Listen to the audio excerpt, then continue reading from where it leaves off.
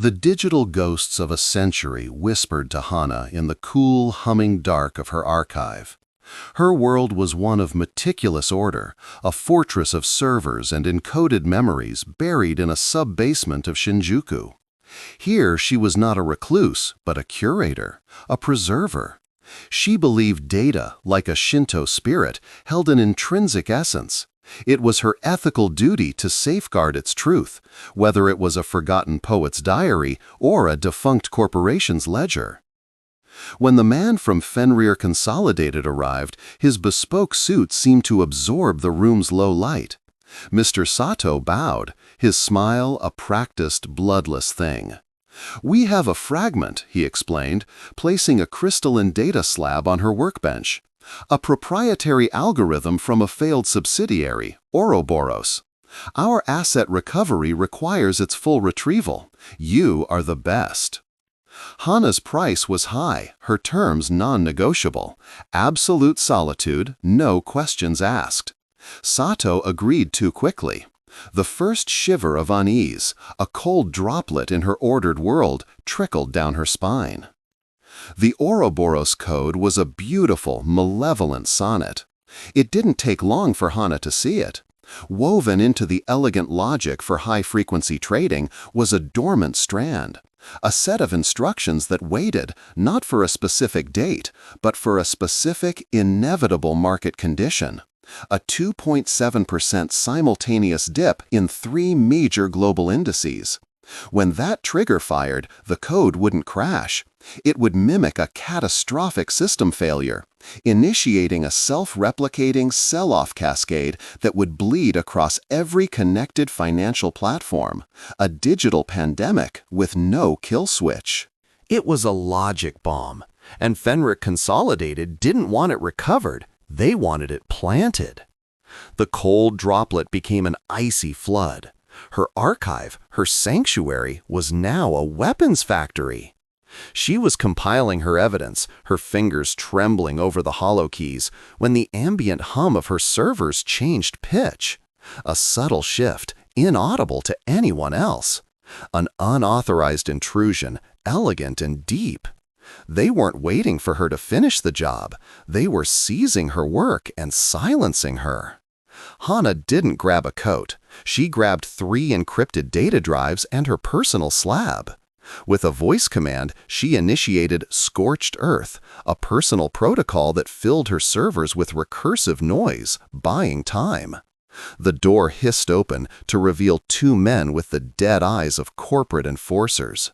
She dropped a flash charge from her sleeve, a relic from a less cautious past. The corridor erupted in blinding white. Then she ran, out of the tomb quiet and into the screaming, neon-drenched arteries of Tokyo.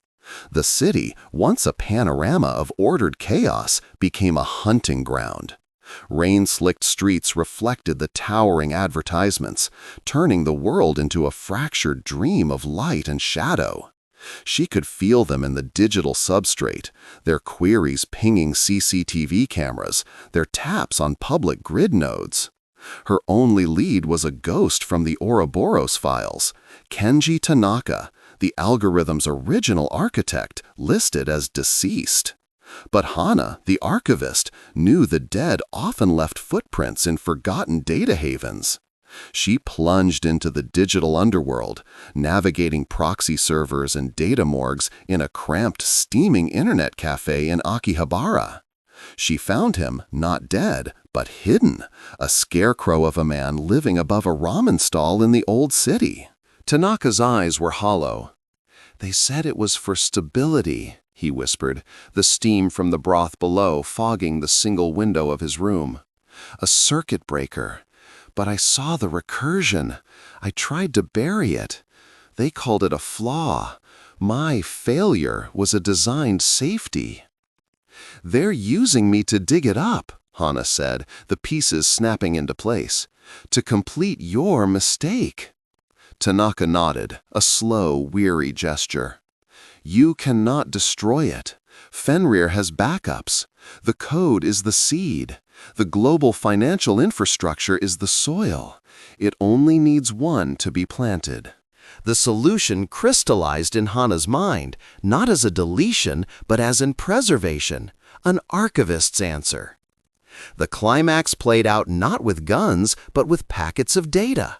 Using Tanaka's master key and her own unparalleled knowledge of deep-level data structures, she didn't steal the Ouroboros algorithm. She performed a perfect, untraceable overwrite. She buried it. She re-encoded the logic bomb, wrapping it in a new, immutable shell, a cryptographic lock that tied its own execution to its unique digital signature. The moment any system tried to run the Ouroboros code, it would instantly and permanently encrypt itself into an unbreakable inert stone. It could exist, but it could never wake. She then seeded this silent version back into Fenrir's own servers, into the darknet backups she could trace, into the very digital bedrock it was meant to destroy. She made the weapon a permanent part of the archive, eternally pacified. 2 days later, a plain, unmarked drone delivered a small box to Hana's new, even more anonymous bolt hole. Inside was a single data slab and a note in Sato's precise handwriting. A curious outcome. The asset appears neutralized. Our accounts are settled. For now. It was not a victory, but a stalemate. A silence bought with cleverness and fear. Hana powered up the new slab, the glow illuminating her face in the dark. On the screen was a mirror of her old archive, a new fortress of order in the chaos. She was no longer just a keeper of the past. She was the warden of a sleeping monster, the sole librarian who knew the location of a book that could never be opened. The neon from the city below painted her window in streaks of electric blue and crimson. A constant, beautiful reminder of the fragile world she now watched over, forever poised on the brink, forever holding her breath.